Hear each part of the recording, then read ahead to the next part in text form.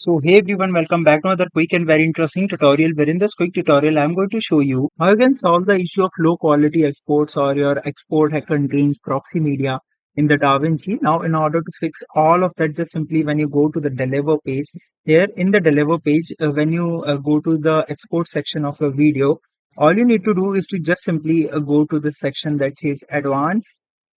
And here, when you scroll down here, you'll see this option that says advanced settings. Click over there and make sure that you do not check this mark that says use proxy media, because DaVinci produces proxy media in order to give a smooth playback. But if that media have been consumed in the export, it will reduce the video quality. So just simply make sure that this option is not check marked.